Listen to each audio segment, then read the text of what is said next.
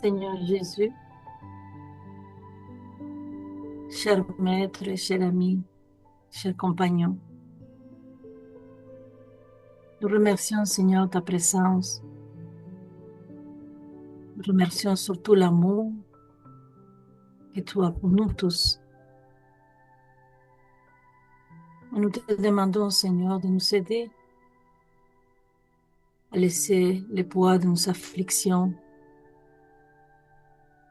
de nos préoccupations, de nos inquiétudes, de les laisser pour un moment, Seigneur, que nous puissions vraiment être conscients, sereins, et profiter de notre rencontre d'aujourd'hui. Nous savons, Seigneur, que le chemin est long, que nous savons tant apprendre, tant changer. Nous savons que le chemin est rempli d'obstacles, de défis, que souvent, Seigneur, ébranlent notre vie. Nous te demandons de nous donner la force et le discernement. Cette vertu, Seigneur, que nous avons tous besoin. Vertu qui s'acquiert à travers de l'expérience, de l'apprentissage, l'étude. Merci, Seigneur, de cette opportunité, de ce chemin, de cet aliment pour nos âmes. Nous remercions la présence de nos chers bienfaiteurs, de tous les amis qui viennent, qui sont amenés à nos études, qui veulent croître, qui veulent grandir, qui veulent comprendre comme nous l'objectif de notre vie ici, comprendre les lois de notre Père, et comprendre, Seigneur, c'est quoi la vie spirituelle. Nous vous demandons, Seigneur, de rester avec nous, d'illuminer nos consciences, d'illuminer nos chemins, les chemins qui nous amènent vers vous, vers votre amour, votre compassion. Que notre étude d'aujourd'hui puisse être très profitable pour nous tous. Et que votre amour, Seigneur, nous accompagne aujourd'hui et pour toujours. Ainsi soit-il.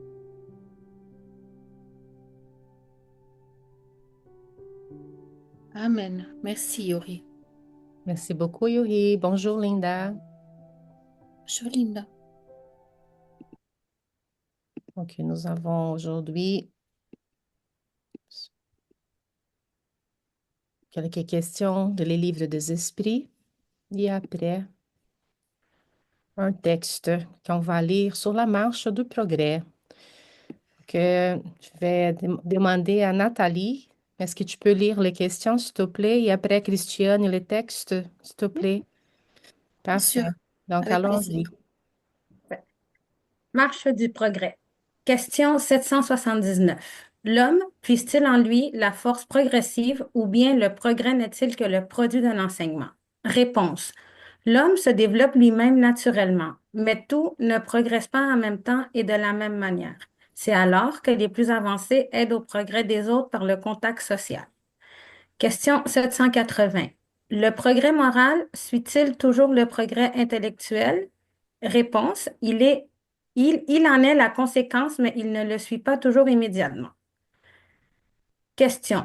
Comment le progrès intellectuel peut-il conduire au progrès moral? Réponse. En faisant comprendre le bien et le mal, l'homme alors peut choisir. Le développement du libre arbitre suit le développement de l'intelligence et augmente la responsabilité des actes. Question. Comment se fait-il alors que les peuples les plus éclairés soient souvent les plus pervertis? Le progrès complet, réponse. Le progrès complet est le but, mais les peoples, comme les individus, n'y arrivent que pas à pas, jusqu'à ce que le sens moral se soit développé en eux. Ils peuvent même se servir de leur intelligence pour faire le mal. Le moral et l'intelligence sont deux forces qui ne s'équilibrent qu'à la longue.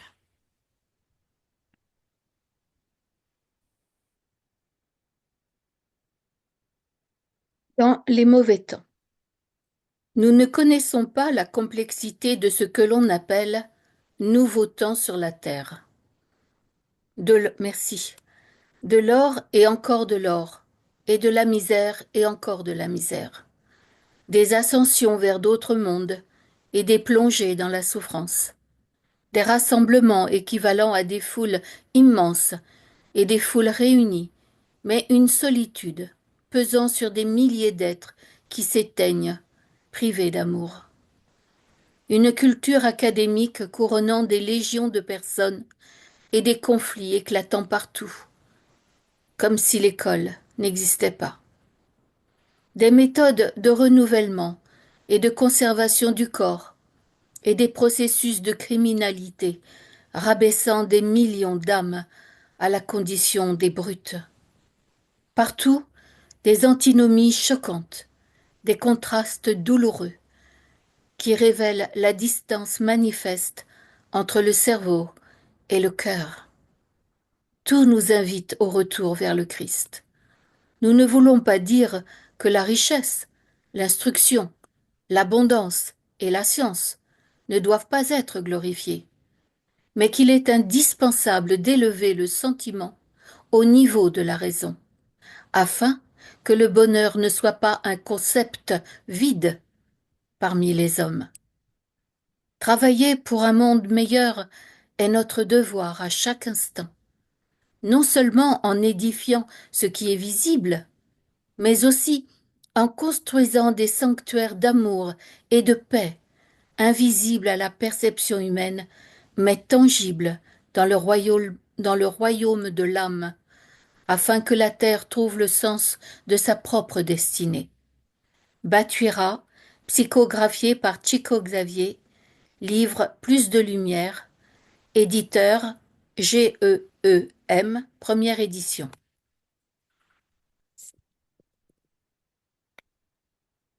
Merci beaucoup, Christiane. Merci Merci à beaucoup, vous. Nathalie. Merci, Yuri. Merci à tous. Et nous avons, je ne sais pas pourquoi, là, les textes en français, il y avait un people, Oui, mais ce n'était pas les...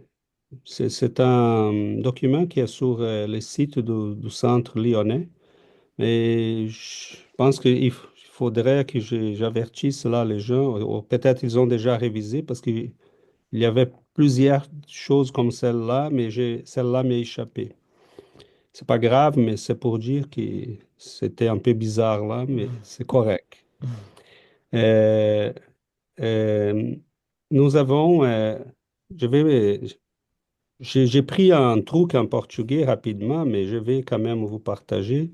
Ça va nous être utile tantôt. On va commencer par ici.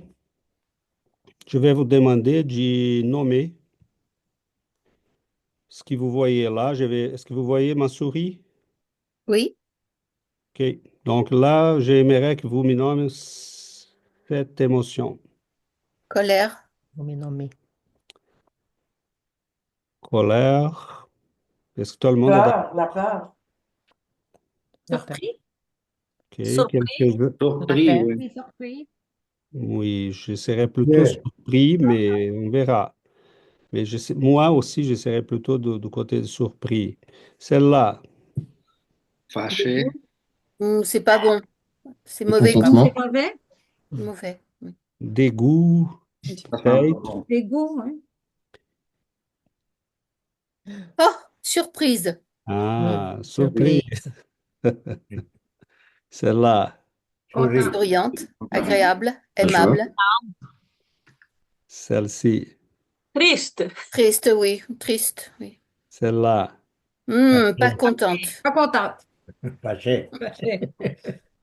C'est ça. Donc, si... T'as manqué celle-là. Ah, celle-là. Neutre. Neutre. Indifférent. La photo de CV. Hein? Hein? Comment, Laura? La photo professionnelle pour Ah, OK, oui, pour un Pour, CV, pour le passeport. pour les passeports. Donc, la première était bien surprise. Âge, j'ai... Mais, mais on voit les yeux, là, ils sont... la bouche est fermée, donc c'est... On monte pas les dents, on retient la happiness, donc la joie, fear, la tristesse, les dégoûts. Et la dernière, c'est un mélange des rage et dégoût. Et c'est Donc, quoi anger? C'est quoi anger? c'est rage, anger, rage, La rage, en la colère. rage, La colère la plutôt. colère, la D'accord. colère, mélangée Merci. au dégoût. Donc, on n'est Hmm. pas simplement dans l'émotion de dégoût, mais c'est quelque chose qui nous enrage aussi. Donc, cela, c'est un exemple rapide pour montrer que les émotions sont quelque chose qui, d'après ce qu'on trouve facilement sur Internet, c'est en portugais, mais ici, la colonne d'émotions, on va dire qu'elle est immédiate et c'est la réaction à un stimuli. Et elle est instinctive, elle va être rapide, Passagère. passagère et physiologique. Normalement, on l'exprime, on voit là par les visages, on l'exprime pas seulement avec les visages, mais des fois avec tous les corps. Les sentiments, cependant, c'est une réflexion sur ce que nous ressentons en relation à une émotion. Et elle est beaucoup plus complexe, profonde et de longue durée. Donc, un sentiment, ça peut être quelque chose qui va naître de la réflexion sur ce que nous ressentons par rapport à nos émotions. Cela va nous aider parce que nous allons parler des distances entre le cœur et l'intelligence. Et donc, le texte de Batuira, c'est vraiment un merveilleux texte d'une grande profondeur, d'une grande beauté, d'une grande sagesse. Et il nous montre que, d'ailleurs, ça, c'était toujours une des inquiétudes que j'ai remarqué dans l'œuvre de Chico Xavier et d'autres grands médiums. C'est, on reconnaît tous que l'humanité a avancé beaucoup, beaucoup dans le sens du développement intellectuel et scientifique. La technologie, la science sont de plus en plus présentes dans notre existence, mais nous ne savons pas nécessairement utiliser tout ça. Euh, donc, on peut dire qu'avoir des ressources intellectuelles, c'est très bien. Ça augmente notre capacité de faire les choses. Mais comment nous les faisons, pour quelles raisons et de quelle manière nous les faisons, ça porte plutôt aux sentiments, aux émotions. Je peux avoir des belles ressources scientifiques pour faire des substances chimiques. La chimie organique et la chimie de synthèse est très développée. Mais je peux choisir de faire des remèdes ou je peux choisir de faire des poisons. Donc, qu'est-ce qui nous guide dans ces choix? Ce n'est pas la connaissance, mais plutôt les sentiments que nous éprouvons devant la vie. Et nous constatons que notre société présentement, elle est très développée intellectuellement, mais est-ce que nos actes, nos choix, ce que nous constatons devant nous dans les médias sociaux, euh, est-ce que cela montre de la sagesse? Est-ce que cela montre de l'équilibre, de la capacité critique, de la capacité d'analyse? Est-ce que cela montre des sentiments élevé. Donc, les sentiments, c'est quelque chose qui va au-delà des émotions. Quand dans les textes, Batuira nous dit que les constats de tous euh, de ces contradictions que nous constatons dans la société, une capacité immense pour produire de la richesse, mais une immensité de pauvreté encore sur la planète, des ressources fantastiques. On n'a jamais eu autant de livres, d'informations, d'accès, mais pourquoi l'Internet est bondé de niaiseries, de pornographie, et pourquoi la jeunesse passe la journée sur TikTok? On en a sur Internet tous les grands musées de la planète, toutes les grandes librairies, les grandes bibliothèques, tous les grands livres, tous les classiques sont là, disponibles. Hein. On peut dire, mais César, c'est normal. Non, c'est pas normal, parce que euh, Rousseau, un de vos grands penseurs là en France, euh, qu'on peut être plus ou moins d'accord, mais on ne peut pas nier que c'est un grand, il a influencé la pensée universelle. Il consultait, il demandait à un ami qui était un noble l'autorisation pour consulter sa bibliothèque, parce que Rousseau lui-même ne l'avait pas. Donc, Descartes, sa bibliothèque était composée de 100 livres. Hein. Donc, 10 fois 10, là, c'est pas, c'est une petite rangée ici. Ok. Donc, c'était une immense bibliothèque pour l'époque. Hein. Il y avait 100 livres hein, on lisait jusqu'à aujourd'hui parce qu'ils ont été gardés. Donc, ce n'était pas comme ça. Hein.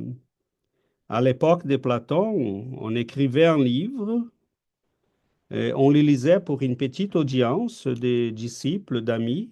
Ils essayaient de retenir par la mémoire parce qu'on ne faisait pas des copies. C'était très difficile à faire des copies. C'était pour les riches. Donc, aujourd'hui, tout ça est disponible. Donc, on a une capacité immense de produire de la richesse, de la connaissance, et en même temps, on a des êtres humains qui sont abrutis de plus en plus parce qu'ils sont réduits au niveau des émotions. Donc, regardons dans les débats publics que les gens s'y manifestent toujours par «j'aime ça», «je n'aime pas ça». Ça, je suis dégoûté de ça. Et oh, je trouve ça fantastique. C'est toujours l'émotion. Rarement on voit un débat qui passe par le calme, par la réflexion, par l'analyse des faits, par l'analyse des données. Et très souvent, ceux qui veulent nous manipuler vont utiliser ça parce qu'à force de répéter quelque chose et de le lier à certaines images et à certains mots, ça va produire de l'hystérie. Donc, combien de nous ici ont fait déjà une analyse approfondie des situations politiques, économiques, mais nous avons tous une opinion. Et très souvent, c'est une opinion qui est répétée d'après ce que nous avons entendu sur les médias. Donc, l'être humain est devenu facilement manipulable parce que si on ne fait pas le saut qui est proposé entre l'émotion et les sentiments, et c'est quoi la chose qui se trouve entre les deux dans les petits textes en portugais qu'on a lus rapidement. Les sentiments est une réflexion sur les émotions. Mais pour faire la réflexion, j'ai besoin de quoi? J'ai besoin de connaissances. Là, on comprend pourquoi Jésus nous a dit, vous allez connaître la vérité et elle va vous libérer. Elle va vous libérer de quoi? Du niveau des émotions. Ou je suis quelqu'un qui est enragé, ou je suis colérique, ou je suis quelqu'un qui a le dégoût, la tristesse, la joie. Et je suis comme un petit bateau dans les ondes où les vagues nous amènent, on va. Donc, qu'est-ce que Batoira est en train de nous dire? Oui, c'est vrai que les progrès intellectuels, il vient avant, parce que c'est ce qui répond plus immédiatement à nos besoins de survie. C'est naturel qu'on fait plus attention au développement intellectuel. On veut s'habiller, on veut se nourrir, on veut manger, on veut être confortable, se déplacer avec confort. Donc, nous avons développé la science. Mais quel est l'être qui utilise cette science? C'est un être primaire encore, qui est au niveau des émotions. Et les émotions de base, ils sont vraiment animales. Ça veut dire qu'une grande majorité de l'humanité est au niveau des primates. Ça veut dire que nous n'avons pas dépassé la capacité de réagir aux stimuli qui nous atteignent à chaque jour. Mais qu'est-ce qui Batuira est en train de nous dire? Mais pourquoi avons-nous besoin du Christ? Pourquoi il dit ça? Ah, peut-être parce qu'il était spirit, mais un catholique pourrait dire la même chose parce qu'il était catholique. Non, c'est pas ça. Nous avons besoin du Christ parce que c'est qui nous a proposé sur les chemins de toute l'histoire de l'humanité les sauts quantiques, disons, entre les émotions et les sentiments les plus nobles. C'est le Christ. C'est qui nous a proposé de convertir la rage, la haine, la vengeance en pardon. C'est le Christ. Qui d'autre? Et qui nous a donné l'exemple? C'est bien beau parler, hein, mais qui nous a donné l'exemple? Évidemment que nous avons des messagers hein, de la spiritualité qui sont venus aussi pour refléter ces vérités parmi nous, pour renforcer tout ça et même pour nous préparer au message du Christ. Mais il n'y en a aucune qui a été à la hauteur de celle de Jésus. Et oui, nous avons plusieurs, Socrate, Bouddha, on pourrait, je ne sais pas que personne n'a pas enseigné ça, évidemment, mais nous savons que le message de Jésus est d'une profondeur, d'une hauteur qui est vraiment inépuisable. Donc, il nous a démontré, il nous a montré l'amour. Il nous a montré la capacité de pardonner. Imaginez quelqu'un sur une croix complètement détruit physiquement, complètement en souffrance la plus terrible et qui dit, mais Père, pardonne-le leur, et ils ne savent pas qu'est-ce qu'ils font, ce qu'ils font. Donc, Jésus a fait ces... Et pourquoi le spiritisme rentre dans cette équation? Parce que pour la réflexion, nous avons besoin de connaître la réalité. Je ne peux pas faire de la réflexion sans éléments de connaissance. Et même pour comprendre le message de Jésus, j'ai besoin de ces éléments de réflexion. Si je connais la réincarnation et la loi d'action et réaction, je peux dire, OK, je suis enragé, mais attention. Ce que tu vas faire après, ça t'appartient. Si tu vas à la vengeance, ne pense pas que ça va pas avoir qu'il n'aura pas de conséquences. Il y aura des conséquences. Si tu pardonnes, cependant, bon, il y aura des conséquences aussi. Ils sont les bonnes conséquences. Donc, si on connaît l'immortalité de l'homme, mais je refuse d'être un abruti. J'ai dit non, je dois m'y soigner, d'y m'éclairer, d'y prendre soin de mon âme, d'y m'instruire, d'y m'améliorer, parce que je ne vise pas un corps qui doit avoir du plaisir aujourd'hui. Ma vision est de longue durée. Je regarde l'immortalité, mais sans ces connaissances, comment je peux travailler mes émotions? Parce que les émotions sont presque physiologiques. On a de dégoût quand on a de dégoût, hein. Personne n'essaye d'y faire. Ah, je vais être dégoûté quand je vais voir, on va me présenter telle chose. Non, ça sort dans notre expression. Quand on est triste, on est triste, hein. Quand on a la joie, on a la joie. Donc, mais qu'est-ce que nous faisons pour convertir, mettons, la joie en sérénité, en compréhension? Qu'est-ce qu'on fait pour transformer nos émotions les plus primitives en émotions productives?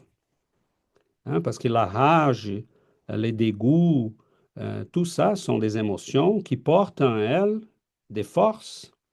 Mais où on va directionner cette force, vers quoi? Mais ça dépend de mon niveau de réflexion. Donc, si je prends tout ce que je ressens comme haine, comme dégoût, comme rage en face d'une émotion, et je commence à l'y travailler par la réflexion, en amenant cela au sentiment de paisibilité, compréhension, sérénité, amour, euh, compassion, hein, je commence à retravailler toutes ces émotions et à les rendre au niveau des sentiments les plus nobles. Quelque chose qui me dégoûtait peut tout à coup m'y rendre triste. Et après, ça peut me rendre dans la sérénité de quelqu'un qui dit, mais je comprends, mon frère n'est pas capable de faire mieux que ça. Et là, ça peut me rendre utile parce que j'essaie d'aider mon frère. Donc, regardons comme cela rendre la vie et toutes les rend la vie et toutes les affaires de notre existence extrêmement utiles, productives.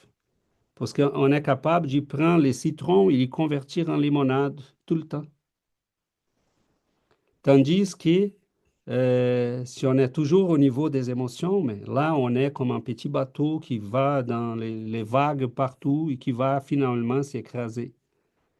Donc, voilà, j'ai fait cette introduction en ajoutant quelques éléments qui, je pense, vont être utiles.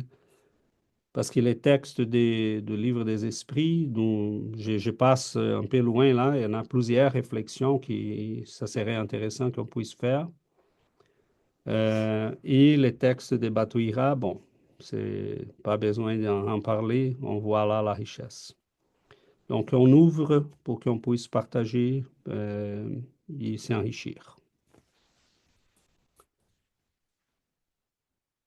Biori, merci. Bonjour, bonjour à tous. Aujourd'hui, j'étais en train d'étudier, puis j'ai eu une phrase qui est venue un petit peu comme, et je l'écris, non? C'est un petit peu comme, on est dans l'âge, c'est-à-dire que les textes nous disent dans les nouveaux temps. Dans les nouveaux temps, les textes, les livres est écrit en 1981, que ça fait 40 ans. Et on dirait, étrangement, c'est notre ère maintenant. Ce n'est pas un nouveau temps. C'est pas nouveau, c'est pas si nouveau que ça fait longtemps qu'il est là. Mais un petit peu, qu'est-ce que j'ai entendu, c'est un petit peu comme, c'est l'âge du progrès de s'incarner. C'est-à-dire que l'humanité maîtrise la matière, mais perd son âme. Et ça qu'on voit un petit peu dans notre société, nous. Et une des phrases qui a attiré mon attention dans les textes, c'est quand il dit, non, d'élever les sentiments au niveau de la raison, afin que le bonheur ne soit pas un concept vide parmi les hommes. Euh, ça, ça, ça m'a attiré l'attention quand il dit bonheur ne soit pas un concept vide parce que nous vivons dans une société qui confond le bonheur avec les plaisirs. Non? Dans notre société, être heureux, et ça veut dire posséder des biens matériels, une statut social, du pouvoir, des plaisirs. C'est dit, c'est pourquoi le bonheur il est un concept vide, il est un concept qui est creux, parce que tout les matériels se perdent. C'est-à-dire, tout le matériel finit par se perdre ou nous amène à un point d'insatisfaction qui nous amène à une souffrance parce que nous voulons toujours plus et plus et plus. Alors, si notre bonheur repose sur l'aspect matériel, c'est fini pour ne pas avoir un sens. Parce qu'il n'y a rien de visible qui reste. Ceux qui vraiment, qui comptent vraiment, c'est les vertus qu'on accumule. Alors, l'intelligence sans amour, c'est dangereux, mais l'amour sans la raison est aussi dangereux. Donc, je sais pas, là, ça me fait penser beaucoup à Paul de Tarse, non, qui nous disait même que je parle toutes les langues des hommes et des anges. Si je n'ai pas l'amour, je suis seulement, comment est-ce qu'ils disent? Je suis seulement un cymbale qui, qui retentit. En tout cas, je comprends ça. Fait que c'est-à-dire que nous avons besoin pour nous, c'est la recherche de cet équilibre qui prend du temps, comme dit le livre des esprits, ça prend du temps pour arriver à cet équilibre entre l'intelligence et la moralité. Et ça prend aussi la patience, ça prend aussi la volonté d'agir pour arriver à cet équilibre-là.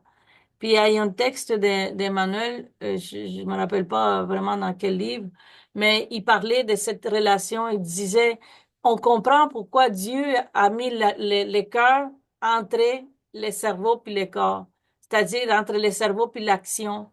Parce que toute action, il doit passer par le cœur, par les sentiments, par euh, tous ces sentiments élevés. Mais en tout cas, pour le moment, c'est ça. Merci. Merci beaucoup, Yuri. Christiane? Oui, moi ce que je pense surtout, c'est que malheureusement dans notre société, c'est la moralité qui manque, essentiellement. Dans mon temps, moi j'ai 70 ans, quand j'allais à l'école, on avait des leçons de morale le matin. C'était la première chose qu'on faisait en arrivant en classe. Aujourd'hui, tout cela a disparu, malheureusement. Et vous savez, je fais partie de plusieurs groupes spirites, et l'autre jour, je me posais la question, mais comment se fait-il qu'il n'y ait pas plus de jeunes? Parce que je m'aperçois qu'il y a beaucoup de personnes, moins jeunes, quoi, ou plus âgées même, ou même très âgées, mais des très jeunes, comme Laura, par exemple, adorable, et notre petite Sheila aussi, qui n'est pas là aujourd'hui. Mais ces jeunes-là, on ne les voit pas. Et je parle des gens que je connais chez vous, mais dans nos groupes en France, je vois rarement des jeunes, rarement. Je crains un peu, voyez-vous, parce que la régénérescence, c'est la jeunesse. Et si la jeunesse n'est pas là, allons-nous nous éteindre? Est-ce que le spiritisme va s'éteindre avec nous?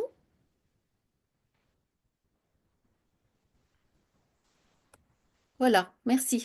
Merci beaucoup, Christiane. Bonne question, hein, et bonne remarque parce que euh, c'est peut-être un des produits que nous avons aujourd'hui de l'avancée de la technologie, de la science. Hein, nous avons beaucoup de gens qui vont être pris dans ces rouages des diversions constantes. Hein. Donc, je voyais cette semaine, j'en parlerai de ça d'ailleurs dans une conférence cette semaine. Je voyais quelques reportages sur les effets de l'utilisation des technologies, des médias et de l'intelligence artificielle qui sont assez inquiétants. Donc, on a une diminution du kiwi.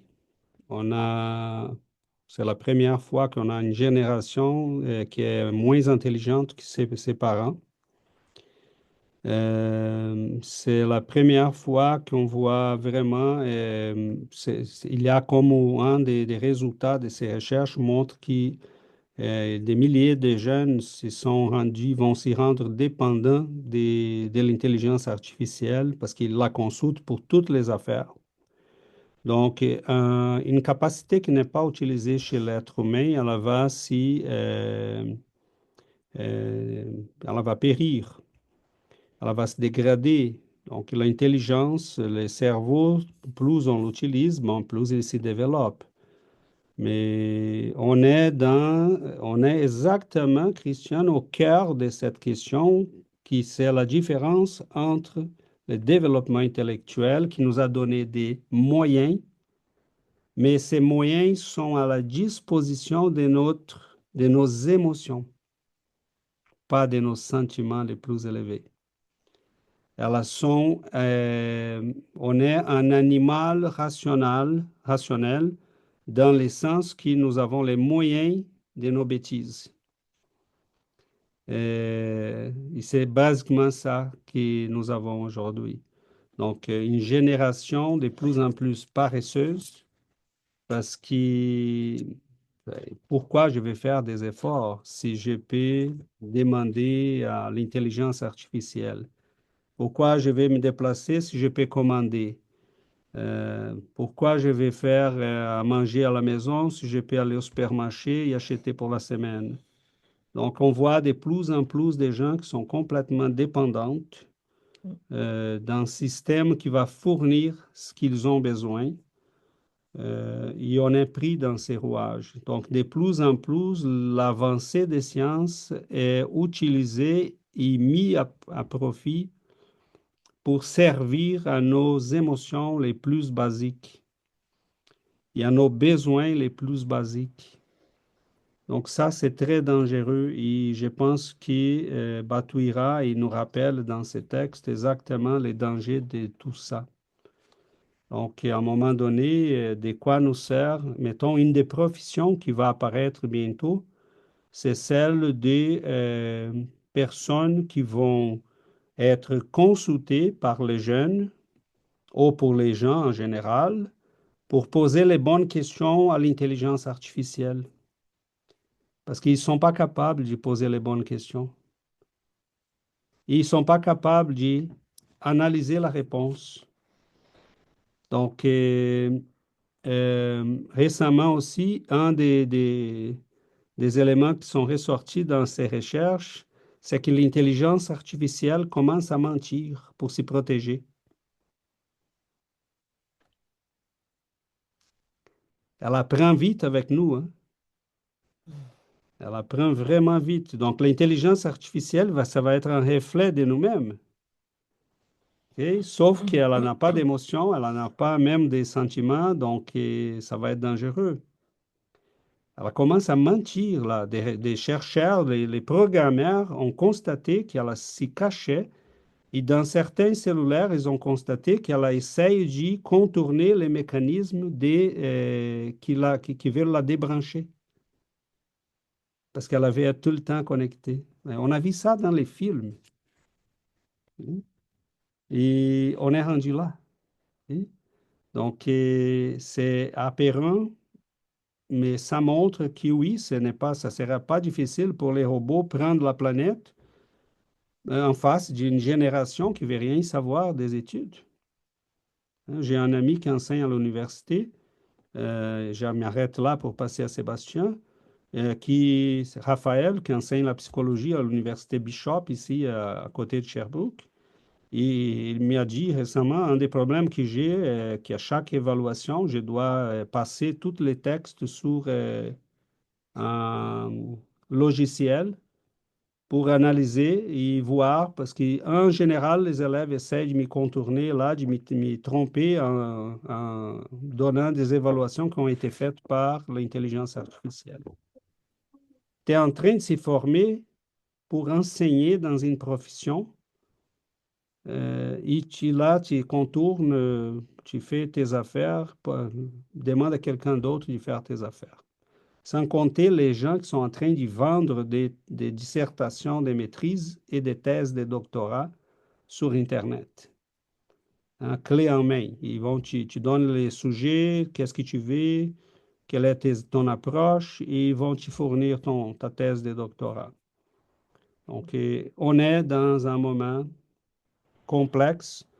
Et si c'est là, on pourrait parler de la jeunesse. En fait, on pourrait ajouter une petite couche avant de finir. Il y a des livres qui sont sortis récemment aux États-Unis qui montrent la quantité de fraudes dans les départements scientifiques mondiaux et aux États-Unis. Des chercheurs, des renommés qui vont arranger les données, qui vont mentir, qui vont manipuler, qui vont pour qu'ils puissent bien paraître, publier, être reconnus. Et donc, c'est vraiment, quel est le problème? Quel est le problème toujours? Mais tu n'as plus des valeurs. Ça veut dire des sentiments élevés. Tout s'y justifie. Je peux faire n'importe quoi pour obtenir ce que je veux. Donc, c'est sérieux cette distance-là entre sentiment, moralité et intellectualité. Ça peut être vraiment très dangereux. Sébastien? Oui, par rapport à ce que tu disais, j'entendais même que d'ici 2030, je pense qu'il y allait avoir un pourcentage de robots qui allait remplacer tout ce qu'on faisait, puis c'était un pourcentage 70%, c'était beaucoup. Puis je pensais aussi à cette phrase des temps faciles, ils font des hommes faibles, non? Et des temps durs, ils font des hommes. Alors qu'est-ce qu'on voit maintenant, où le monde s'en va, c'est vraiment inquiétant, là. C'est vraiment inquiétant. Par rapport au texte, je pensais beaucoup à qu'est-ce que tu parlais par rapport à l'émotion tu sais, on vit toujours dans cet immédiatisme-là. On sort pas de cet immédiatisme-là qui nous empêche de réfléchir. Moi, je pense que les mots-clés, c'est réflexion, puis c'est ça qui manque beaucoup dans le monde aujourd'hui parce que personne s'arrête pour réfléchir, personne prend le temps de... C'est tout maintenant, maintenant, maintenant, l'émotion. Comme Yuri disait, qu'est-ce qui m'apporte du plaisir maintenant? On regarde pas à long terme. Et malheureusement, qu'est-ce qui nous amène toujours à la vérité ou à notre place, c'est la douleur. C'est toujours la douleur qui revient pour nous faire arrêter et réfléchir à qu'est-ce qu'on est en train de faire, où est-ce qu'on s'en va. Puis on regarde dans le monde maintenant, on regarde que malheureusement, c'est la douleur qui va ramener tout ça en place parce qu'il n'y a pas d'autres moyens pour réveiller les gens, là. C'est une dégradation totale qui s'en vient, puis il n'y a vraiment pas d'autres moyens. Alors, le maître, là, c'est toujours la douleur qui nous ramène pour la bonne route, là, malheureusement. Merci. Merci beaucoup, Sébastien. Jonathan, et après Yuri. Oui, bonjour à tous.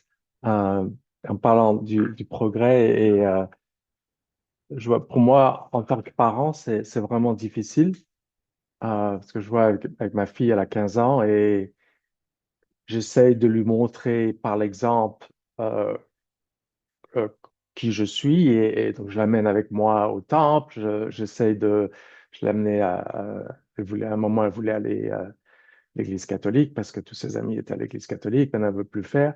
Et maintenant, tout ce qu'elle veut, c'est être sur le computer, gaming, et elle va jouer jusqu'à 4 heures du matin avec ses amis, etc. Et c'est tous des jeux de guerre, des jeux quoi que ce soit, etc. Et c'est tellement difficile et c'est pas qu'à l'école, à l'école, elle a plus que 95, elle a honors, etc. Donc, elle fait ce qu'elle a besoin de faire. Mais ce que j'appelle l'intelligence intellectuelle, et je lui ai montré, je l'amène à mon boulot, je lui montre, parce que mon boulot est ma vie est très sociale, ma vie est avec des centaines de personnes.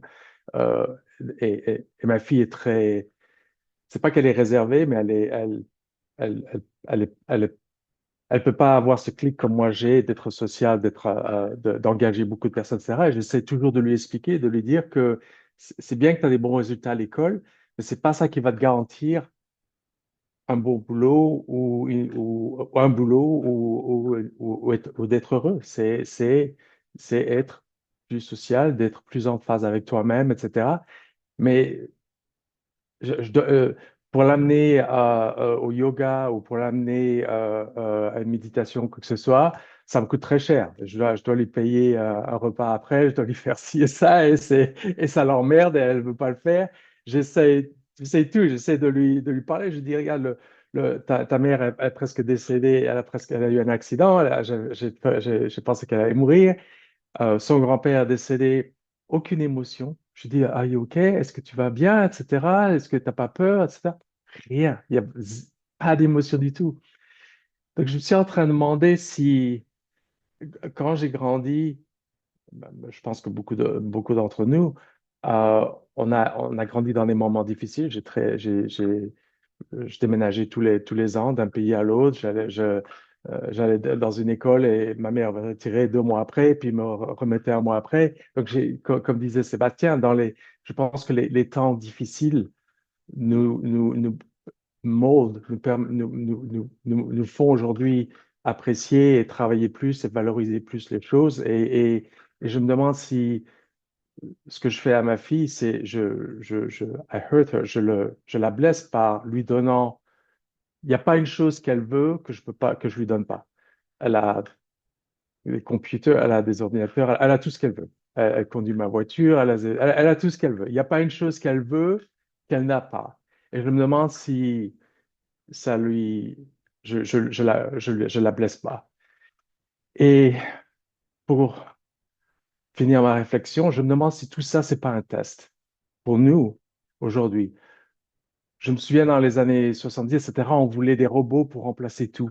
On voulait plus travailler, et on a aujourd'hui, on a des robots qui commencent à nous remplacer, on a la technologie, on peut communiquer, etc. Je me demande si tout ça, c'est pas un test pour nous aujourd'hui pour voir que tout ce matériel, cette robotique, tout ça, ça nous, il faut qu'il y ait un accident, il faut on passe ce test pour voir, oh, en fait, ça nous a pris très loin de nous-mêmes. Donc, je pense qu'il faut qu'on aille à travers cette phase. C'est pour ça que je ne veux pas être trop négatif à propos de la société, etc. Je pense qu'il y ait un choc, il faut qu'on aille à travers ça pour se rendre compte euh, que c'est un problème. Et la dernière chose, parlant de AI, mais je commence à utiliser AI dans mon boulot. C'est comme l'ordinateur. Le vendredi passé, je devais écrire un script pour une vidéo et j'avais 1 heure pour le faire. J'ai commencé à taper sur ChatGPT et le truc m'a écrit le script en 2 secondes. J'ai juste relu et je l'ai envoyé et j'étais comme une star. Mais il a fallu que je dise au computer qu'est-ce que je voulais, et c'est pas comme ça que ça peut venir. Et la dernière chose, ça me rappelle, et ce que tu disais avec ton ami qui est professeur, oui, même à l'école, ma fille, les éducateurs, ils ont un software qui vérifie que c'est pas plagié, etc. Ma fille, elle me dit que ses amis, ils n'arrêtent pas de copier sur elle. Et ça me rappelle quand je faisais mes études, quand j'étais en école d'ingénieur. On nous interdisait de venir avec la calculatrice électronique en classe. On était des mauvais éléments parce qu'on venait avec la petite calculatrice et on rentrait les mémoires, etc. On était des mauvais. Et maintenant, on se plaint de nos enfants qui utilisent le AI. Voilà, c'est fini. Merci beaucoup, Jonathan. J'aimerais réagir là sur quelques éléments, mais je vais passer à Yuri, après on revient. Merci beaucoup. Non, rapidement, ce que Sébastien a dit, puis un petit peu Jonathan qui a mentionné les besoins de cette douleur ou de ce mouvement, cette preuve. Il y a un commentaire dans le livre des esprits où Kardec qui dit non, que oui, que le progrès est lent, mais quand un peuple ne progresse pas aussi vite comme qu'il devrait, que Dieu, dans sa justice, il nous envoie de temps en temps un choc physique ou moral qui aide à cette transformation-là. Donc, je pense que on est là dans ces souffrances et tous ces tourments que Batuira décrit. Et je pense que c'est ce choc moral ou ce choc physique. On voit dans notre temps maintenant comment il y a beaucoup de désastres naturels, il y a beaucoup de mouvements naturels qui amènent à ce changement-là. Donc, simplement que ça fait partie de la justice, puis c'est nécessaire pour nous. Merci beaucoup, Yuri, en espérant euh, que l'être humain puisse apprendre plus vite dans le sens de développer les sentiments élevés, parce que c'est ça exactement qui nous manque. Toutes les ressources que nous avons, il n'y a aucun problème. C'est merveilleux. L'intelligence artificielle, là, c'est génial, là. Sauf qu'elle doit servir à des propos élevés. Donc, c'est ça le problème. L'Internet, mon Dieu, quelle bénédiction. Toutes ces ressources sont une bénédiction pour l'humanité. C'est pas... Le problème, c'est comme nous utilisons ces ressources. C'est ça le problème. Et comme nous utilisons ces ressources, ça dépend de notre élévation morale. Ça veut dire de la qualité de nos sentiments. Et la qualité des sentiments va de pire en pire parce que l'être humain, pour qu'il puisse consommer sans réflexion, il faut les garder au niveau des émotions. Et des émotions les plus basses, les plus primitives, le sexe, la nourriture, les plaisirs, euh, et quand on commence à utiliser l'intelligence de manière plus objective pour obtenir des choses qui sont pas différentes de celles d'un garçon qui veut obtenir des cadeaux et des... On a d'hommes de 50 ans qui passent le temps à chercher un nouvel auto, l'ordi le plus puissant, la maison la plus belle. Donc, c'est pas très différent de ce qu'on voit chez un garçon de 15 ans. Donc, cette personne, elle est cependant plus habile parce qu'il y a quelqu'un formé, il est allé à l'université. Il y a, comme il dit dans les textes, ils peuvent même se servir de leur intelligence pour faire le mal. C'est ce qu'on voit tous les jours dans l'économie, dans les mondes des affaires, dans la production industrielle. On va se servir de l'intelligence pour faire mal, pour cacher les choses, pour tromper les gens. Et là, ça devient dangereux parce que ça peut faire mal à beaucoup de monde. Donc, les problèmes, c'est que nous avons développé les moyens, mais les moyens sont utilisés par des êtres qui ont un niveau moral très primaire. Et c'est ça qui va causer, qui cause des problèmes à ce moment-ci. Euh, pour revenir rapidement, Jonathan, il y a eu un aspect de ce que tu disais qui me faisait réfléchir. En fait, j'ai parlé à ma fille de telle chose, telle chose, telle chose, telle chose, telle chose, aucune émotion. En fait, oui, c'est une émotion, c'est l'indifférence. Et c'est le visage neutre là qu'on a vu dans les cadres, euh, mélangé des fois un peu de dégoût. Pourquoi tu me parles tout ça? Je n'ai rien à voir. Pourquoi? Parce que les émotions chez les gens intelligents vont être contaminés par deux maladies. C'est l'égoïsme et l'orgueil. Donc, la personne est intelligente, excusez. La personne est intelligente, mais elle est profondément égoïste parce qu'elle n'a pas développé encore. Donc là, c'est un danger de plus parce que l'intelligence combinée à l'égoïsme, ça peut faire mal à la longue. Donc, on a des génies là dans les universités, des gens dans les domaines de la sociologie, de la psychologie, mais qui vont utiliser ça pour manipuler les masses, pour embêter, abrutir les gens. On constate ça. Si tu veux appeler l'attention d'une personne, il faut mettre les choses les plus basiques. C'est le sexe, c'est la diversion, faire rire, manger, c'est les plaisirs gratis. Donc, l'être humain, on est dans une phase très difficile parce qu'on a des gens très smart, mais qui n'ont pas, qui les sentiments, jusqu'où il est développé, il est complètement contaminé par ces deux maladies, l'égoïsme, l'orgueil. Et on a de l'autre côté des gens qui ne sont pas si smart, qui sont rendus par ces gens-là au niveau des émotions. Reste au niveau animal. Comme ça, tu peux faire ce qu'on veut. On peut te manipuler. On peut te manipuler facilement. Donc, c'est vraiment complexe parce que tant qu'on ne développe pas la morale, les sentiments nobles, la dignité, la vraie dignité humaine, la charité, l'amour, la compréhension, on ne sera pas capable de s'en sortir. C'est inévitable le malheur. Et Yuri nous rappelait là que Dieu peut à un moment donné dire c'est assez.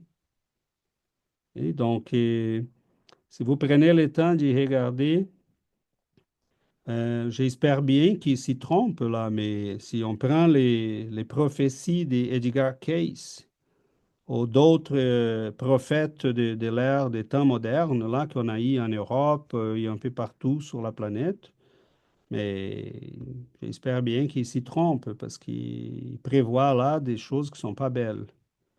Et donc, parce qu'à un moment donné, il faut dire assez, c'est assez. Donc, on a ces mélanges d'intelligence très développés. Mettons, prenons les grands leaders de la pensée mondiale depuis les années 60. Hein. Il n'y en a pas une université dans les domaines des sciences humaines qui ne recommande pas la lecture de Charles Foucault. Et les gars étaient un sadomasochiste pédophile. Mais il est la grande étoile des départements de philosophie, de sociologie. Et donc, il était, au niveau moral, il était quelqu'un de pourri. Si on prend les membres de l'école de Francfort, mais c'était vraiment au niveau moral, ils étaient là, très. Et donc, ils ont tous fini très mal. Suicide, la folie, parce que l'être humain remplace les lois divines par la tête humaine. On n'a pas besoin de Dieu. Hein. Désolé, tu te trompes. Mais comme Jonathan disait, ben, c'est peut-être une expérience, un test que nous sommes en train de vivre et Dieu nous laisse vivre parce que c'est comme ça qu'on grandit. Ok? C'est comme ça qu'on grandit. Christiane? Je crois qu'il y avait Alexandre et Adriana qui avaient levé la main avant moi. Non? Ah bon, bah alors c'est une erreur de ma part. Oui, moi je voulais, d'après ce que tu as dit, Yuri, ce choc, oui, bien sûr, mais nous, ce choc-là, on ne l'a pas vraiment, parce que nous, on a compris avec la connaissance qu'on étudie tout le temps. Malheureusement, ce choc, il devrait atteindre la société en général. Mais ce choc-là, moi, je ne le vois pas venir, hein, au jour d'aujourd'hui en tout cas. Ou alors ce sera un choc, peut-être comme l'Atlantide. Disparition, peut-être. Enfin, pas disparition de la planète Terre, hein, mais enfin un grand chamboulement qui fera que il y aura une extinction quelque part. Voilà. Merci. Merci, Christiane. Et en fait, c'est de ça que je parlais en réaction au mot de Yuri quand j'ai dit que j'espère bien que les prophètes des temps modernes s'y trompent. C'est exactement ça qu'ils prévoient. Hein. Ah oui. Tout le nord de l'Europe va disparaître. Tous les pays nordiques, là, c'est d'après les prophéties d'Edgar Cayce, ils vont disparaître. Là, je fais peur à Laura. Euh, euh, Commence à prier, Laura. Mais on ne sait pas, ils s'y sont trompés aussi, OK? Et on parle toujours des prophéties qui ont été réalisées, mais ils s'y sont trompés aussi. Il y a des prophéties qui ont été faites qui ne se sont pas réalisées. Il y en a plusieurs qui, oui, se sont avérées vraies. Mettons, il y a un mystique catholique allemand qui prévoyait là, à un moment donné une invasion de la Chine au Canada. Est-ce que cela pourrait arriver aujourd'hui? Oui, sans aucun doute. Ça serait faisable parce la Chine a les moyens de le faire. Donc, les chocs vont venir, peut-être des grands cataclysmes naturels, parce qu'à un moment donné, Dieu dit, mais ça suffit là, vous dépassez toute la limite que je fixe. À chaque fois, je dois patienter. Donc, à un moment donné, il faut vous ramener à l'ordre. Et il peut le faire. Oui. Donc, regardons comment les progrès intellectuels peuvent conduire au progrès moral. En faisant comprendre le bien et le mal, alors l'homme alors peut choisir. Mais regardons la difficulté de ça. Ce qu'il dit est pas tout à fait vrai. Mais combien de milliards de jeunes sont en train d'utiliser l'intelligence artificielle pour qu'on puisse faire une recherche pour constater les malheurs? Ce sont des milliards, des milliers et des milliers de vies humaines qui sont en danger, mais l'intelligence va nous révéler à la fin que, oh, ça ne marche pas. Ça peut prendre des décennies pour qu'on réalise par l'intelligence que quelque chose fait mal. Donc, la révolution des coutumes qu'on a eues dans les dernières décennies, elle était nécessaire parce qu'on pourrait plus continuer à vivre dans l'hypocrisie des religions anciennes qui torturaient l'être humain par les péchés, la menace du ciel, de l'enfer. Ça ne marchait pas, ça. Et donc, c'était un moment nécessaire, la libération, même la libération sexuelle. On ne pourrait plus continuer à vivre de cette manière-là et à refuser le droit d'une personne à avoir ses mœurs, sa manière de sentir, de vivre. Mais cela est très loin de ce qu'on fait aujourd'hui. Et les wokismes, c'est la maladie de tout ça, c'est la folie qui a pris l'être humain, ça n'a pas de sens.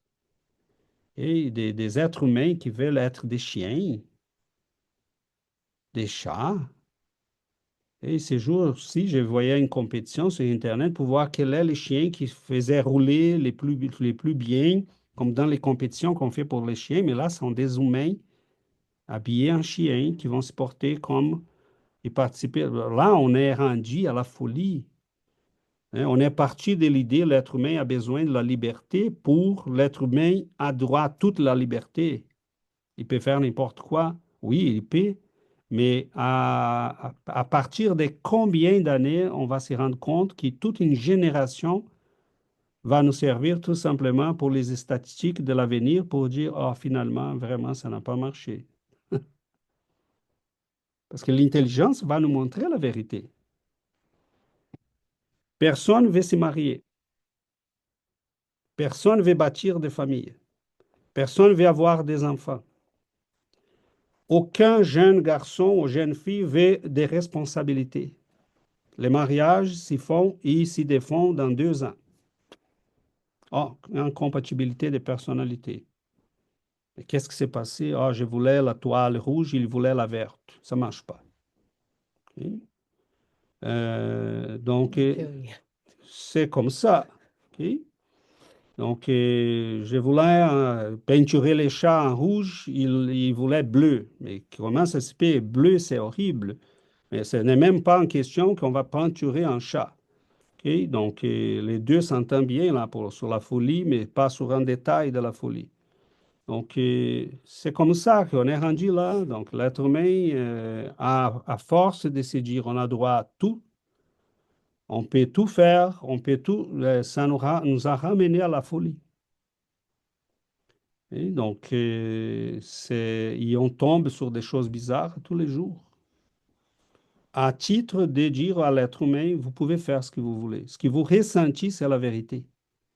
Et vous n'avez pas seulement le droit de sentir, mais d'imposer aux autres. Et donc là, je disais hier, j'ai un gros messier de 150 kilos avec barbe, habillé en Barbie, et il me demande que je l'appelle en Barbie. Mais désolé, je ne vois pas une Barbie. Mes yeux ne sont pas capables de dire que vous êtes une Barbie. Vous êtes un barbu. Et donc, c'est différent. Donc, je suis désolé, je ne peux pas rentrer dans votre psychose de nier ce que mes yeux sont en train de me dire. Hein, il y a un gros comédien français, Groucho Marx. C'est des années, là, c'est de l'ancienne. Il disait, est-ce que vous allez croire en moi ou à vos yeux? Voyons. Euh, Groucho Marx. Oui, il y en a, je suis sûr. Il était un Je sais comédien. pas. Groucho, il y avait des lunettes et une moustache. Oui, oui, oui. Un clown, oui. Groucho Marx, Je c'est connais ça? pas. Je connais pas. Américain. Il faisait cette blague-là avec les gens. Est-ce que vous allez croire en moi? Est-ce que vous allez croire vos yeux ou en moi? Donc, il disait, mais il faut croire en moi, hein, pas vos yeux. Et c'est ça qu'on est rendu là. Universellement, les gens nous disent qu'il y a un gros barbu, c'est la Barbie. Donc, j'ai fait pas là des critiques dans le sens qui, je refuse son droit de s'y sentir comme une femme. Parce que nous, les spirites, pour nous, elle n'a pas de difficulté pour ça. Hein? Une femme qui était femme 10 incarnations et qui revient sur un corps dans un corps d'un homme, mais il va se sentir comme une femme. C'est... Mais dès là, s'habiller comme une Barbie, hein, et imposer à toute la planète de l'appeler Barbie, mais non, ça ne marche pas. Là, tu es fou. Tu as besoin d'un psychiatre. Donc, mais les gens ne veulent pas dire la vérité. Hein, il faut tout accommoder. Il faut être cool. Hein. Donc, ton fils arrive à la maison, il dit, on ne va pas juger, mais comme ça, si Dieu nous a donné l'intelligence, le sens critique, comment je peux vivre sans juger? Hein. Donc, c'est un moment que nous sommes en train de vivre. Et c'est un moment qu'on doit protéger notre sanité mentale, notre santé mentale, parce que c'est un moment qui nous invite à la folie. Hein, et mettons, il n'y a rien. Hein, si on peut offrir à nos enfants les mieux, comme Jonathan disait, on va lui offrir, mais on va lui demander la contrepartie. Et il faut que tu me donnes aussi quelque chose. Il faut que tu fasses quelque chose. Il faut que tu avances. Hein, il faut que tu acceptes les règles. Donc, on a, comme parents, le droit d'imposer des limites. Moi, papa, je vais les nouveaux iPhone. euh, OK, mais je veux que tu fasses telle chose aussi. Et donc, c'est toujours pour le bien de l'enfant. Mon enfant m'a demandé un jeu vidéo, oui. Quand il était tout petit, il avait 7 ans. Et j'ai pris un dictionnaire là, des 80 pages d'anglais, français, en colorié, là, avec des peintures et des photos. J'ai dit, mais tu vas m'y lire, tu vas m'y répondre 5 pages par jour. Je vais voir si tu as appris les mots qui sont là. Après, je te donne la moitié de l'argent parce qu'il avait gardé son propre argent aussi. On les a appris à économiser. Donc, et à chaque jour, et là, il ne voulait pas faire 5 pages parce il était pressé pour avoir son game et il faisait 10. Donc, rapidement, il a eu là, il savait les dictionnaires au complet. Il apprenait l'anglais. Donc, on demande quelque chose qui fasse grandir l'enfant, pas pour nous servir. Quelqu'un lève la main. C'est Véronique, je pense. Oui. Oui, mais je n'étais pas sûre de mon son. Je ne sais pas si vous pouvez me dire si vous m'entendez bien. Très bien. Oui, OK. Bon. Je trouvais ça intéressant ce que tu disais, César, avec moi, ce que je vois de ce que tu dis avec le fait que fallait détruire un peu comme le carcan rigide des anciennes religions versus qu'est-ce qui se passe maintenant, c'est un peu comme le retour du balancier qui va un petit peu trop loin, puis qu'après ça, il faut ramener un équilibre. Faut expérimenter, c'est comme s'il fallait expérimenter tout et son contraire. Mais encore une fois, bon, je suis celle qui aime beaucoup injecter de l'espoir. Donc, je, je pense quand même dans pas trop long, on va revenir vers ça. Ce qui me fait penser à ça, justement, c'est l'éducation. Parce que si on fait un retour dans les années, il me semble 70 ou 80, il y avait des philosophes, des psychoéducateurs, bon, tu sais, des psychologues de l'enfance qui parlaient qu'il fallait justement laisser les choses le plus libre possible. Et puis là, tout d'un coup, oups, là, tu sais, puis d'habitude, le mouvement se passe par le mouvement intellectuel, ben, je veux dire, dans le monde intellectuel, puis après ça s'en va dans tu sais, dans la société, puis après ça revient. Mais là, on est justement depuis, il me semble quand même quelques années, là. Je serais pas capable de dire si c'est à partir de 2000 ou de 2010 mais on commence de plus en plus à dire que les enfants ont vraiment besoin pour leur équilibre mental d'un cadre et de limites. Fait qu'à mon avis, ce qui est en train de revenir de plus en plus dans le milieu de l'enfance, puis ce qui se dit vraiment de façon de plus en plus importante, va se traduire aussi dans le milieu de l'adulte, là. Donc, c'était mon petit commentaire pour essayer de se garder un peu d'espoir. Tout à fait, et c'est vraiment ça. C'est Christiane qui avait levé la main. Euh, Est-ce qu'il y avait quelqu'un d'autre qui avait levé la main? Non, hein? Non. Mais pour dire, ce que tu dis, Véronique, c'est vraiment, c'est les retours du balancier. Donc, Posso fazer só um on pouquinho? avait chez Lénine disait ça, hein, des fois la société va à une extrémité, et là revient à l'autre, et doucement les bambus va s'y placer au milieu. Et c'est ça on doit vivre. Cependant, si nous avons la possibilité d'être éveillés, euh, et garder notre santé mentale au milieu de tout ça, parce que qu'est-ce qui va arriver? Oui, c'est comme ça qui va se passer, mais combien de milliers de vies vont être nécessaires pour que nous puissions arriver? Donc, essayons de se rappeler de la période dont Véronique parlait. Je me rappelle là des psychologues qui on était comme éducateurs, là, comme professeurs, comme enseignants, on était tous fâché parce qu'on disait, mais ça sert à rien d'envoyer l'enfant à un psychologue. Il va dire, mais laisse-le faire. C'est la liberté. On disait aux parents, mais non, vous ne pouvez pas taper vos enfants. On ne veut pas taper les enfants, mais des fois, il faut les ramener à l'ordre. Il faut parler fort, il faut être ferme. Euh, et ils disaient, non, ça va les blesser, ça va les traumatiser, mais non, ce qu'on voit là, c'est l'opposé aujourd'hui. Donc, est-ce qu'il faut toujours prendre aussi, là on rentre dans ce qui est une des maladies de notre époque, c'est le fait que la science est devenue une idéologie. Elle est là pour légitimer les choses. Donc, avant, on a invité les prêtres pour venir donner son opinion. C'était pas bon, parce qu'il y avait d'autres opinions aussi. Mais aujourd'hui, on invite au plateau les spécialistes. C'est les spécialistes. Et les spécialistes vont nous dire quoi faire, si c'est bon, si c'est pas bon, et les gens vont se fier à ça. Sauf que les spécialistes dans les années 80 disaient laisse faire. Les spécialistes d'aujourd'hui disent non, il faut un cadre. Donc, vous voyez qu'on a besoin du bon sens, du vieux bon sens. Et on aimerait bien que les bons sens soient bien distribués chez l'être humain. Mais cela, c'est une autre étude qu'on pourrait faire parce que je m'étonne à chaque jour à quel point, pour des choses basiques, la personne manque de jugement et de bon sens. C'est étonnant. On pense que c'est la chose la plus évidente. Et des fois, on s'y dit que c'est pas possible.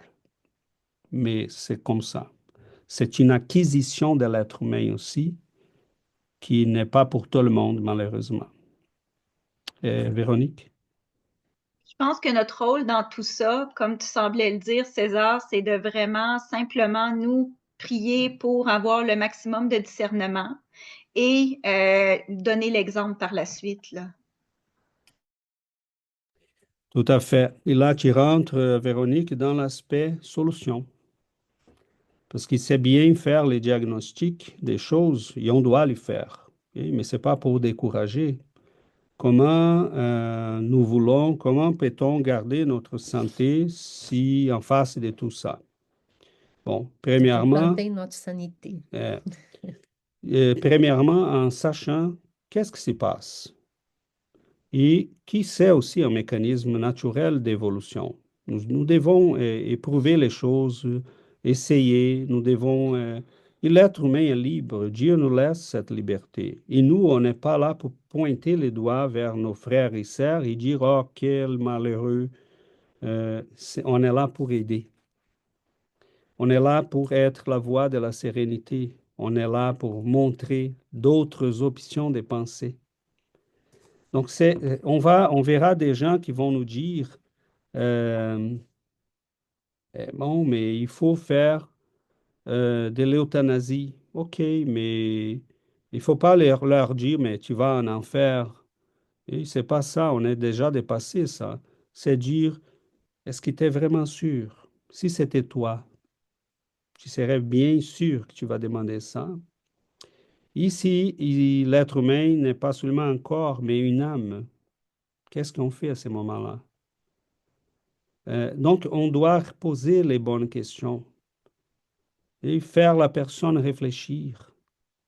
Ça ne sert pas à faire des grands discours là pour quelqu'un qui n'a pas les moyens des fois de comprendre, mais en posant les questions, je me rappelle un messier qui disait récemment, il disait comment parler à ton ami musulman. Parce qu'il y avait un ami musulman et il a découvert qu'à chaque fois qu'il essayait d'expliquer les choses, ça ne marchait pas. Il est un catholique. Il a dit, mais je vais lui poser des questions.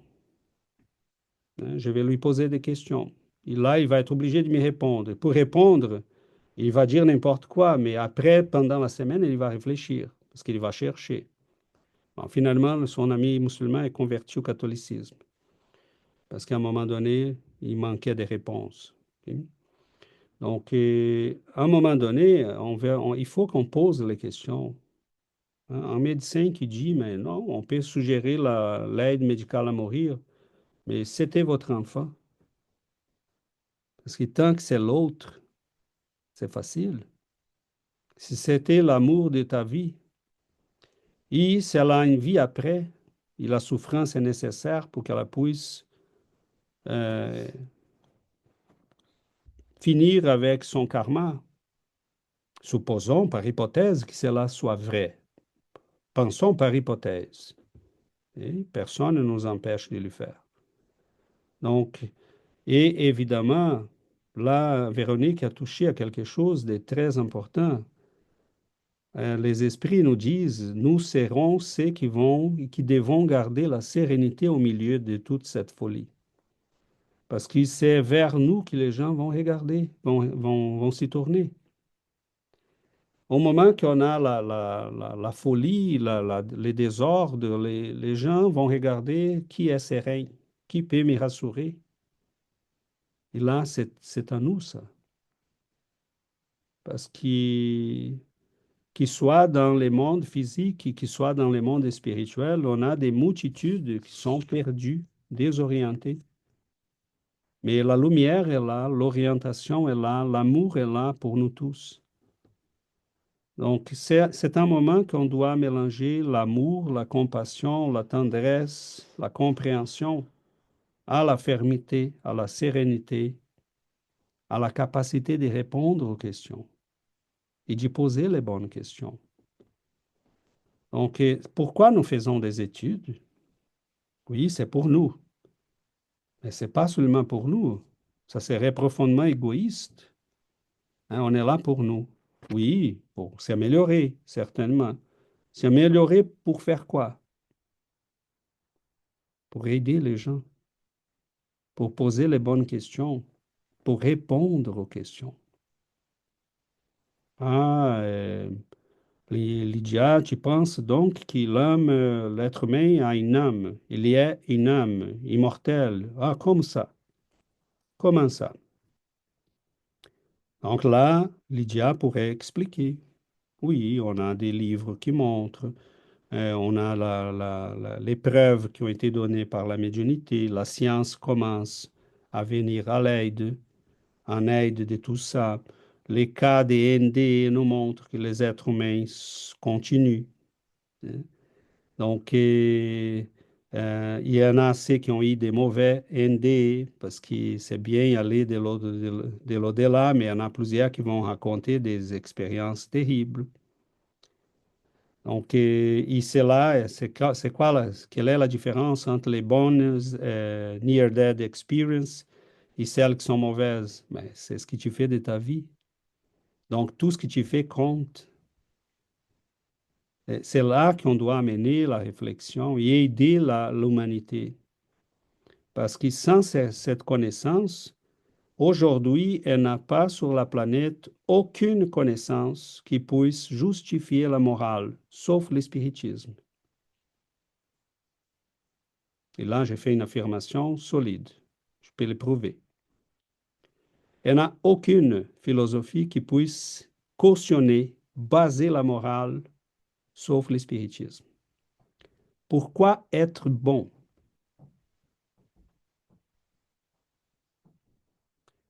Regarde, je suis, je suis dans les milieux qui touchent à l'éducation. Je vois des jeunes, une jeunesse qui veut faire des bonnes choses, qui veut sauver la planète, mais on ne pense jamais aller à la manifestation à pied. On va en auto. On veut sauver la jeunesse, mais dès que cela n'implique pas de changer mon confort. Donc, la contradiction, c'est qu'on a des beaux idéaux, mais concrètement, les transférer pour la vie passe toujours par les sacrifices personnels. Pour quelle raison je vais me sacrifier? Pour quelle raison je vais renoncer à mes plaisirs? Pour quelle raison je vais renoncer à mon temps pour passer le temps avec mon enfant? Mais je le laisse à la garderie et après trouve des choses. Donc, à un moment donné, j'ai connu une fille qui elle était fille d'un médecin. Et elle faisait piano, clarinette, flûte, triangle, anglais, français, portugais, japonais, mais tout ce qu'il faut pour qu'il fallait remplir sa semaine parce que les papas et la maman n'avaient pas de temps pour elle. Donc, pour quelle raison je vais me sacrifier? Pour quelle raison je dois aimer faire les biens si tout est valable? Donc, quand le spiritisme nous montre l'immortalité, la réincarnation, la loi d'action et réaction, quand il nous montre le monde spirituel, quand on lit les livres d'André Louise ou d'autres, même le ciel, l'enfer d'Allan Kardec, à la fin, il nous donne quoi? Des esprits qui vont témoigner et dire je me suis suicidé. Ça n'a pas marché. Et d'autres qui vont dire j'ai vécu une vie d'amour, des dévouements à mon prochain, des sacrifices. Je me rappelle même la femme des maisons qui travaillait avec une famille riche. Et la famille a tout perdu. Et elle a continué de travailler avec eux et de les aider. En ayant un minimum, parce qu'elle a dit, je les aimais, je ne voulais pas les laisser tomber. Et elle a dit, mais aujourd'hui, dans le monde spirituel, je suis merveilleusement bien. D'autres qui ont travaillé avec les aveugles. Donc, et Allan Kardec va nous montrer, dès les temps d'Allan Kardec, dans le ciel, l'enfer, et après, Chico va compléter ça avec une beauté merveilleuse, avec les 200 livres qu'il a écrits, des gens qui sont des désincarnés, qui vont revenir pour dire, mais ça n'a pas marché, ça a marché très bien, je suis très content. Donc, c'est pour ça que nous étudions, parce que c'est la première fois dans l'histoire que nous ne nous basons pas sur la foi. Mais la connaissance spirituelle nous donne les outils, les raisons qui justifient la morale. Pourquoi aimer? Pourquoi pardonner? Pourquoi être bon? Hein? Parce que c'est notre santé spirituelle qui est en question. C'est notre éternité qui est en question. Donc ça, c'est très beau. Christiane? Oui, il y a le livre aussi d'Yvonne Pereira sur les suicidés qui est extraordinaire. Lisez-le, je vous assure, ça vaut le coup. Voilà. Donc, ça nous dévoile la réalité des gens qui ont choisi cette porte de sortie de la vie et qui ont vécu des souffrances terribles. Oui. Donc, l'auteur même de ces livres, qui a inspiré ces livres, Camilo Castelo Branco, Oui, je me souviens. était un grand écrivain portugais qui s'est suicidé à un moment donné. Bon, c'est lui qui va raconter tout son vécu, son expérience et son apprentissage. Mais ça, c'est d'une beauté merveilleuse. Et les données spirites sont confirmées par l'expérience humaine. À tous les jours, il y a des gens qui ont subi la mort, qui ont été ramenés en vie par les ressources médicaux et qui vont raconter ce qu'ils ont vécu. Donc, récemment, les groupes des Schwartz, Lisa Miller, Mario Beauregard et d'autres ont publié les paradigmes post-matérialistes pour dire la science actuellement n'est pas capable d'y expliquer ces phénomènes. Comment un cerveau qui est mort cliniquement peut acquérir de nouvelles connaissances et qui, plusieurs d'entre elles, s'y sont avérées vraies parce qu'ils ont été vérifiées. Ou comment quelqu'un peut revenir avec des connaissances qu'il n'avait pas sur des faits et sur des histoires de la famille qui ont été cachées de tout le monde. Hein?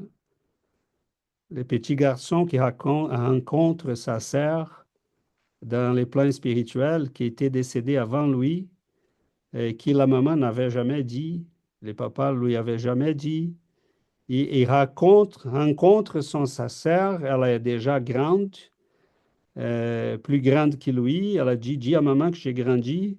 Je m'appelle, elle voulait m'appeler telle, Suzy ou Sophie, je ne me souviens plus.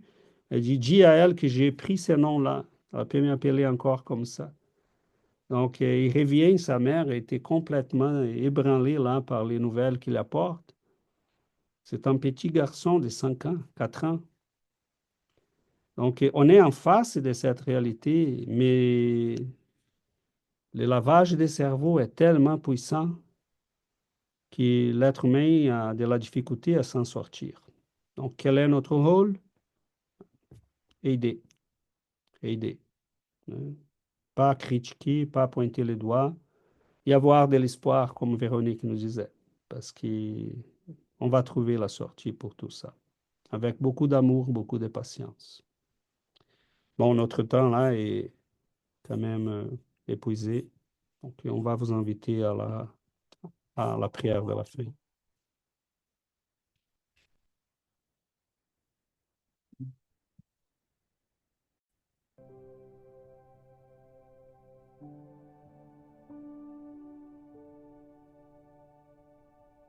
Chers amis, prions ensemble pour remercier l'amour, la lumière, la compassion qui nous entoure, pour dire merci à ces êtres de lumière que nous ressentons auprès de nous, pour leur demander de l'aide. Nous voulons la compréhension, le discernement, Nous voulons y trouver l'amour, la bonté. Nous voulons vivre pleinement. Nous voulons quitter nos misères. Nous vous demandons, Seigneur, de l'aide. Nous vous remercions de l'envoyer parce que tous ces livres, tous ces êtres d'amour, ces professeurs que le Seigneur nous a envoyés sont des êtres qui, eux aussi, ont vécu sous ces mondes.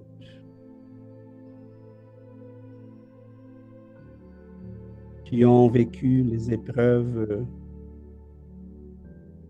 les souffrances, l'abandon, la douleur, les sacrifices. Ils ont été capables d'aimer, de servir, de guider. Nous vous remercions, Seigneur. Et sans nous rendre compte, nous-mêmes devenons, chacun de nous, des petites étincelles capables de montrer à nos frères et sœurs les chemins. Nous regardons vers vous, vers votre lumière, votre amour. Et nous vous demandons, Seigneur, de bénir nos vies, nos foyers, de verser sur nous les énergies de la santé, de la vraie santé, celle qui peut guérir nos corps et guérir nos âmes, surtout nos âmes. La clarté, Seigneur, du discernement, de la sagesse, pour que nous puissions vivre et choisir les bons chemins, les bonnes solutions. Que nous puissions, Seigneur, retrouver dans votre amour l'exemple et que nous puissions les développer nous aussi. Parce que nous avons tous besoin de cet amour. On a assez de critiques, de diagnostics. On connaît déjà nos malheurs, nos problèmes, nos maladies. Nous avons besoin du balme, du remède qui puisse guérir nos plaies, qui puisse nous donner le réconfort. Aidez-nous, Seigneur, à devenir, nous aussi, ces baumes, ces remèdes qui puissent apaiser la souffrance. Nous vous remercions de ces moments de prière, d'étude, de réflexion. Nous vous demandons, Seigneur, de nous montrer la vérité, de nous aider à comprendre. Nous nous trompons facilement. Aidez-nous à vraiment être dans la vérité, dans l'amour, sur les chemins de la rédemption. Nous vous remercions de ces moments. Nous vous prions de bénir à chacun de nous. Que nos foyers, nos vies puissent se remplir de cette lumière. Qu'elle puisse nous apporter la joie,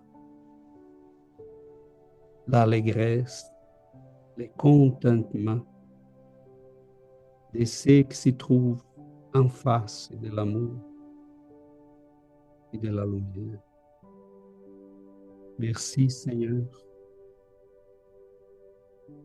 Que nos frères et sœurs qui sont avec nous puissent eux aussi recevoir cet amour, cette lumière. Qu'ils puissent être guidés vers les hôpitaux, les écoles de la vie spirituelle. Que votre amour nous bénisse, aujourd'hui et pour toujours. Qu'ainsi soit-il.